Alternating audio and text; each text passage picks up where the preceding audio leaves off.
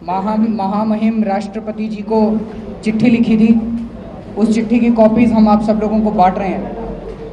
इस चिट्ठी में नजीब जंग साहब ने लिखा है, I shall be grateful if honourable president of India grants approval to invite BJP. यानी कि नजीब जंग साहब बहुत शुक्रगुजार होंगे अगर राष्ट्रपति जी बीजेपी को सरकार बनाने के लिए इनवाइट करने के लिए अप्रूवल देते हैं। कल स्टिंग ऑपरेशन एक निकल के आया जिसमें ये पता चला कि किस तरह से दिल्ली के अंदर भारतीय जनता पार्टी आम आदमी पार्टी के एमएलएज को 4-4 करोड़ रुपए में खरीदकर उन्हें रिज़ाइन करने के लिए कह रही है। आम आदमी पार्टी के एमएलएज को टिकट का भरोसा दिलाया जा रहा है, चुनाव लड़ने का पैसा देने का वादा किया जा रहा है और चुनाव हारने की स्थिति में उन्हें चेयरमैनशिप ऑफर की जा रही है। ये बहुत शर्मनाक है और सारी दिल्ली के लोगों ने कल इसको देखा और दिल्ली के अंदर पूरी तरह चारों तरफ इसके ऊपर थू-थू हो रही है। इस सीडी की कॉपी और इसकी पूरी ट्रांसक्रिप्ट हम एलजी साहब को देंगे। कल सुबह 9:30 बजे का अपॉइंटमेंट मिला एलजी साहब से। मैं कल शाम से एलजी साहब से मिलने की कोशिश कर रहा हूँ, चिट्ठियाँ भी लिखी, एसएमएस भी किए, फ़ोन भी किए। अल्टीमेटली कल सुबह 9:30 बजे एलजी साहब से मिलने का समय मिला है, तो हम उनको सीडी देंगे एलजी साहब को। संविधान के अंदर लेफ्टिनेंट गवर्नर की ये जिम्मेदारी है कि वो सुनिश्चित करें कि दिल्ली के अंदर संविधान सुचारू रूप से चल रहा है कि नहीं चल रहा है। अगर संविधान की धज्जियां उड़ाई जाती हैं तो एलजी साहब की ये जिम्मेदारी है कि तुरंत उसके ऊपर एक्शन ले।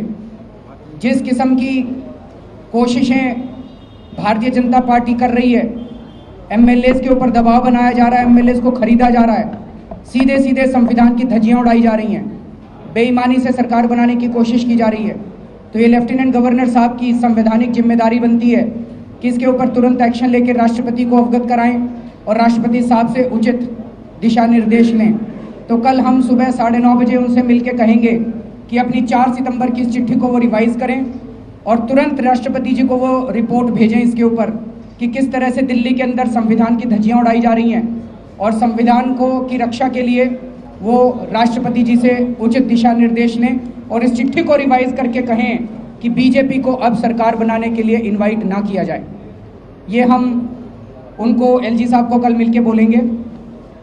दूसरा, हम राष्ट्रपति जी को भी सीडी की कॉपी भेज रहे हैं, राष्ट्रपति जी को भी हम उसकी ट्रांसक्रिप्ट भेज रहे हैं।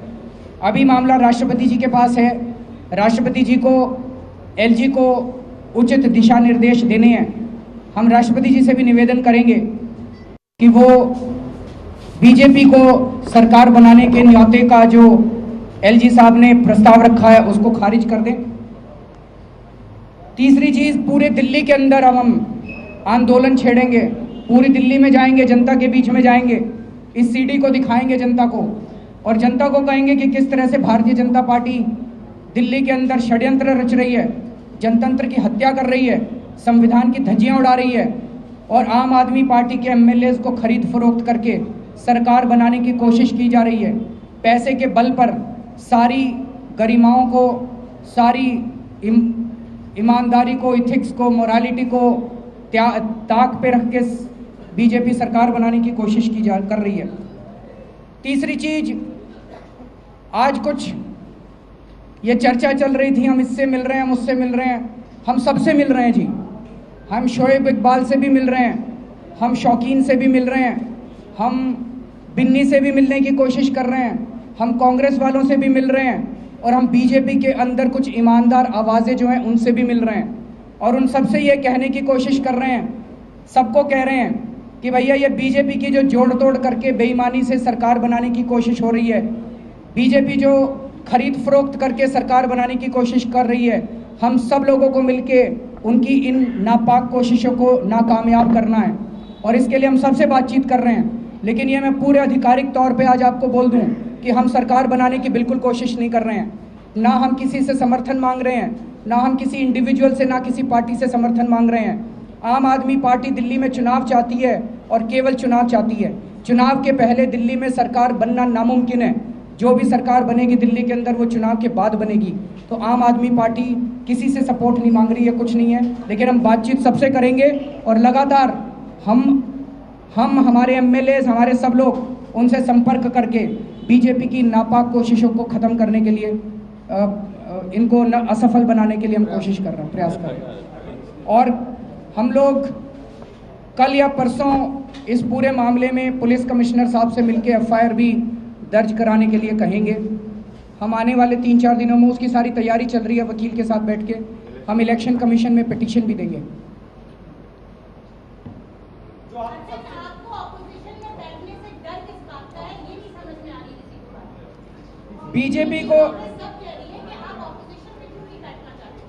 बीजेपी को चुनाव कराने से डर किस बात का? अभी कौन ऑपोजिशन है और कौन रूलिंग है ये आपको कैसे पता? बीजेपी को ऑपोजिशन में बैठने का तो वो करे ना। मैं कह तो रहा हूं कि वो भाई, अगर बीजेपी के होम मिनिस्टर हैं, बीजेपी के लेफ्टिनेंट गवर्नर हैं, बीजेपी की केंद्र में सरकार है, बीजेपी के 7 एमपी हैं, बीजेपी की हवा है, बीजेपी के सारे काउंसलर हैं, फिर बीजेपी को चुनाव कराने में क्या डर लग रहा है? चुनाव कराएं तभी तो तय होगा कि कौन रूलिंग है और कौन ऑपोजिशन है। अभी तो तय नहीं हो सकता।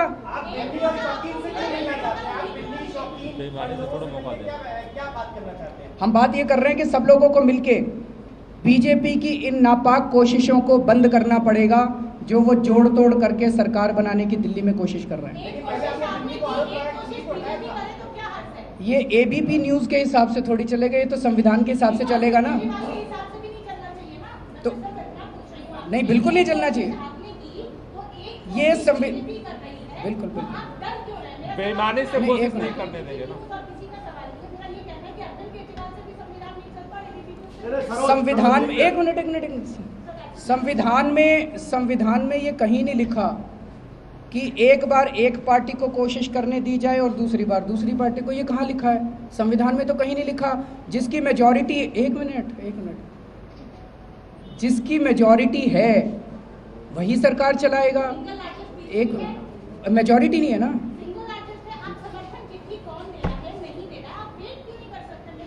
देखिए सर, सवाल इस बात का नहीं है। सवाल ये कि जिस अनैतिक, असंवैधानिक, इलीगल, घिनौने तरीके से, बेईमानी से, धोखेबाजी से सरकार बनाने की कोशिश की जा रही है। एक मिनट, एक कोई आरोप नहीं है। आप भी मीडिया के लोग बार बार कहा करते थे कि भैया कहाँ सबूत है, कहाँ सबूत है, सबूत कहाँ है?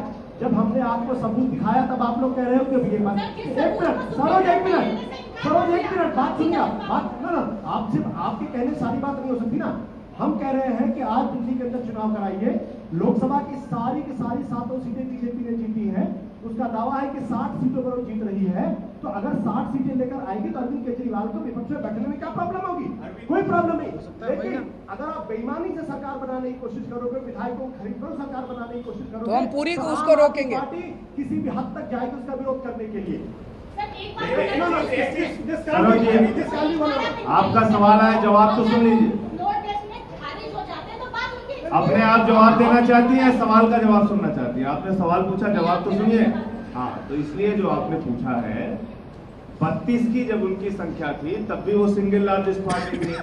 उनको बुलाया गया और डॉक्टर हर्षवर्धन जी ने शब्द लिखा, ऑफिशियल लेटर है उनका, कि हम अनैतिक तरीके से, इमोरल तरीके से 32 का नंबर होने के बावजूद हमारे पास नंबर पूरा नहीं है, हम सरकार नहीं बनाएंगे। अब उनकी 3 संख्या कम हो गई, संख्या बची 29। आज की तारीख में हम सिर्फ उनसे बड़ी विनम्रता पूर्वक ये जानना चाहते हैं कि वो 34 की संख्या कैसे पूरी कर रहे हैं? बाबा जी का प्रवचन सुन के कर रहे हैं या कोई श्लोक सुन के कर रहे हैं? सरोज सिंह जी, एक मिनट, मैं बिल्कुल डर नहीं। आपकी My question is to all of you. Why are, if one question is asked, Arvind has responded to it, then Ashutosh has responded, then Sanjay Singh is responded. ठीक, मान गए सर, आप पूछ के मैं वो जो सवाल उन्होंने पूछा उसका जवाब। अगर किसी सिंगल लार्जेस्ट पार्टी को बगैर नंबर के, बगैर लेटर ऑफ सपोर्ट के बुला दिया गया।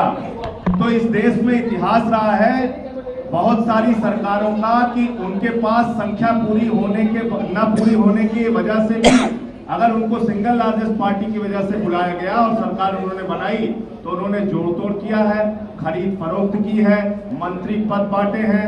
कल्याण सिंह की सरकार को नंबर पूरा करने के लिए गुंडे, माफिया, अपराधियों को मंत्री बनाना पड़ा था। 100 मंत्री बने थे उत्तर प्रदेश में। आप सारे लोग इस इतिहास को जानते हैं। रेड्डी ब्रदर्स जैसे माइनिंग माफिया को येदियुरप्पा की सरकार में मंत्री बनाना पड़ा था, खरीद फरोख्त करनी पड़ी थी। हिमाचल प्रदेश में सुखराम को उप मुख्यमंत्री बनाना पड़ा था, खरीद फरोख्त करनी पड़ी थी। इसलिए मैं कह रहा हूं कि क्या उस प्रकार की खरीद फरोख्त को दिल्ली में बढ़ावा दिया जाएगा? आम आदमी पार्टी इसका विरोध कर रही है। हमारा सीधा विरोध इस बात को लेकर है।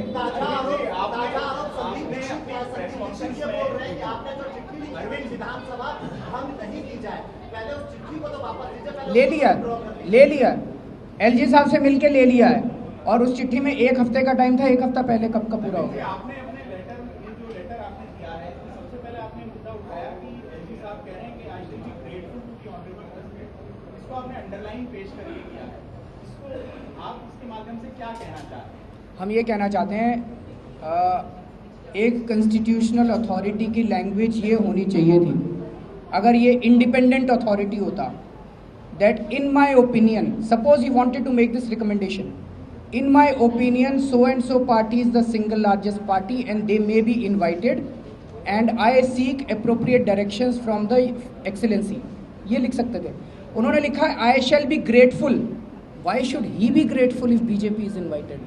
आपके पास प्रूफ है, आप टीवी चैनल के पास चले गए, एफआईआर में क्यों देरी हो रही है? देरी नहीं हो रही है सर, वकील से लैंग्वेज, 1 दिन की देरी क्या है?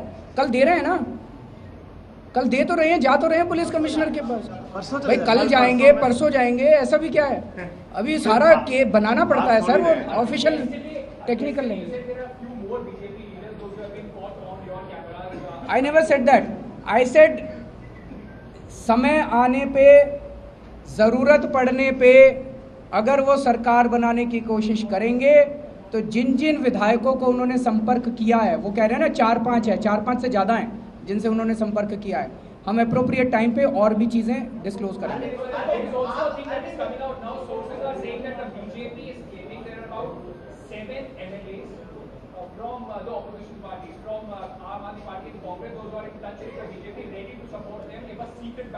आई वॉन्ट टू आस्क बीजेपी उनका प्राइस बता दे, कितने कितने में उन्होंने तय किया है। Each of the 7 MLAs, what is the deal? क्या डील उन्होंने ईच ऑफ द एमएलए से साइन किया, वो जरा बता दे देश को। यही तो हम जानना चाहते हैं।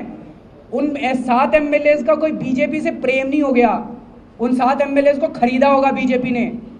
इस स्टिंग ऑपरेशन के आने के बाद भी अगर बीजेपी इस बेशर्मी के साथ कह रही है कि हमारे पास 7 MLA हैं, तो शर्म आती है इस तरह की राजनीति की। इसी राजनीति को बंद करने के लिए आए हैं। और उन 7 में दिनेश मोनिया भी हैं, अखिलेश त्रिपाठी, मैं आपको नाम बताता हूँ, अखिलेश त्रिपाठी हैं, जर्नैल सिंह हैं, शालीमार बाग से वंदना हैं, इन सबको टच में किया। 15 MLAs के टच में थी BJP.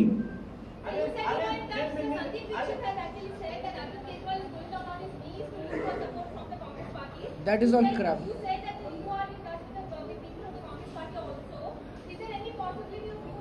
No, there is no possibility, absolutely no possibility. I am saying with all the strength at my command, हम किसी से सरकार बनाने के लिए नहीं कह रहे, हम सबसे कह रहे हैं कि बीजेपी को बेईमानी से खरीद फरोख्त करके सरकार बनाने से रोका जाए, दिल्ली में चुनाव कराए जाए, जो दिल्ली की जनता कहेगी वो करेंगे। फिर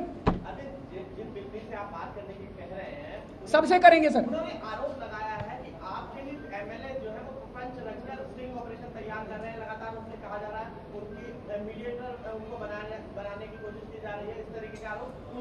सब लोगों को लगा, देखिए सब लोगों को लगाने दो, हमारे लिए देश सामने है और इस किस्म की राजनीति किसी भी हालत में दिल्ली में नहीं होने देंगे हम लोग। खरीद फरोख्त के साथ सरकार किसी भी हालत में नहीं बनने देंगे हम लोग। उसके लिए हम सबके पास जा रहे हैं, हम बिन्नी के पास भी जाएंगे, हम शोएब इकबाल से भी बात करेंगे, हम शौकीन से भी। शौकीन से मेरे सामने बात की थी मनीष ने परसों, जो वो कह रहे हैं बिल्कुल बात की थी शौकीन से। एग्जैक्टली बात मैं बता देता हूँ क्या हुई। हमने कहा था, शौकीन जब हमसे मिला करते थे वो कहते थे मैं देश के लिए आया हूँ, देश के लिए मैंने चुनाव लड़ा है। तो इन्होंने कहा कि अगर देश के लिए आए हो तो क्या इस तरह से तोड़फोड़ की सरकार का साथ दोगे आप? ये बात हुई है उनसे, कोई समर्थन नहीं मांगा, किसी तरह का समर्थन नहीं मांगा। बहुत बहुत शुक्रिया।